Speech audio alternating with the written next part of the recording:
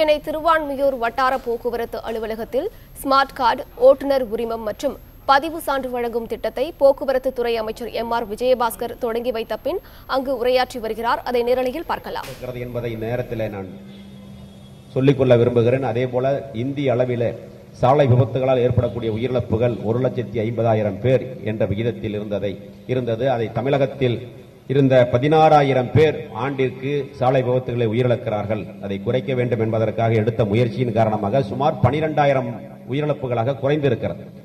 அதை இன்னும் அதிகப்படுத்தி விபத்தில்லா, அதாவது உயிரிழப்பில்லா ஒரு தமிழகத்தை உருவாக்க வேண்டும் என்பதற்காக இப்பொழுது கூட காலையில பள்ளி கல்வித்துறையும் எங்களுடைய போக்குவரத்து துறையும் இணைந்து மாண்புமிகு பள்ளி கல்வித்துறை அமைச்சர் செங்கோட்டையன் அவர்களும் நானும் எங்களுடைய போக்குவரத்து துறை ஆணையர் அவர்களும் போக்குவரத்து துறை அதிகாரிகளும் பள்ளி மாணவர்களிடத்தில் விழிப்புணர்வை ஏற்படுத்த வேண்டும் என்பதற்காக சாலை பாதுகாப்பு மன்றங்களை உருவாக்க வேண்டும் என்று நாங்கள் நிதிநிலை அறிக்கையில சட்டசபையில் அறிவித்திருந்தோம். அதை முதலாக இன்று அந்த ஒரு பள்ளியில அந்த விழா மிக சிறப்பாக நடைபெற்றது. ஏனென்று சொன்னால் சாலை விதிகள் என்பது சாலை விதிகளை கடைபிடிக்க வேண்டும். வாகனங்களுடைய எண்ணிக்கை அதிகமாகிக் கொண்டே இருக்கிறது. அதே போல மக்கள் தொகை அதிகமுள்ள ஒரு நாடு. அந்த சாலை விதிகளை முறையாக கடைபிடிக்காத காரணங்களால் உயிரிழப்புகள் அதிகமாக இருக்கிறது. அந்த உயிரிழப்புகளை குறைக்க வேண்டும்.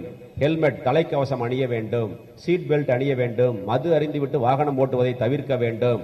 அதே போல ஒரு வாகனங்களில 2 பேர் செல்லக்கூடிய வாகனங்களில 3 பேர் 4 பேர் செல்வதை எல்லாம் குறைக்க வேண்டும். அதிக பாரம் ஏற்றக்கூடிய வாகனங்களிலே பாரம் ஏற்றுவதை குறைக்க வேண்டும் போன்ற சாலை விதிகள், அதாவது இப்பொழுது போடக்கூடிய நேஷனல் ஹைவேஸ், நகாய் ரோடுகள்லாம் 4 வழி சாலைகள். இப்பொழுது கூட மாண்புமிகு தமிழகத்தினுடைய முதலமைச்சர் அண்ணன் அவர்கள் சென்னையிலிருந்து சேலம் வரை 8 வழி சாலை திட்டத்தை மத்திய அரசிடமிருந்து கேட்டு பெற்றிருக்கிறார்கள். அந்த சாலைகளில் நாங்கள் வாகனங்களை எப்படி இயக்க வேண்டும் என்பதையெல்லாம் நாம் தெரிந்து கொள்ள வேண்டும் என்பதற்காக இந்த இளைஞர்கள் மத்தியில பள்ளி பருவத்தில இருந்து அவர்களுக்கு பாடத்திட்டத்திலேயே அந்த சாலை பாதுகாப்பு விழிப்புணர்வுகளை நாங்கள் ஏற்படுத்தி இருக்கிறோம். அதன் முதல் நிகழ்ச்சியாக இன்று காலையிலே ஆரம்பிக்கப்பட்டிருக்கிறது என்பதை நேரத்தில் அன்போடு தெரிவித்துக் கொண்டு, சாலை பாதுகாப்புகளை முறையாக கடைபிடிக்க வேண்டும் என்பதற்காகத்தான் இப்பொழுது திருச்சி செங்கல்பட்டிலிருந்து திருச்சி வரை இருக்கக்கூடிய தேசிய நெடுஞ்சாலையில கெல்ட்ரான் நிறுவனத்தின் மூலமாக ஆட்டோமேட்டிக் ஃபைனிங் சிஸ்டம் என்ற முறையை நாங்கள் கொண்டு வந்திருக்கிறோம்.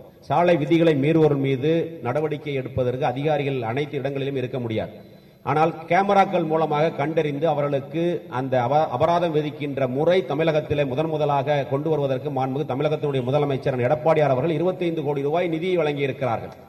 அது இன்னும் தமிழகத்திலே விரிவுபடுத்தப்பட வேண்டும். ஏனென்று சொன்னால் இளைஞர்கள் தான் அதிக, குறிப்பாக சொல்ல வேண்டும் என்று சொன்னால் ஒரு 20 வயது, 16 வயதிலிருந்து 18 வயதிலிருந்து ஒரு 50 வயதுக்குள்ள இருக்கக்கூடியவர்கள் தான் அதிக விபத்துகளில் இறக்கிறார்கள்.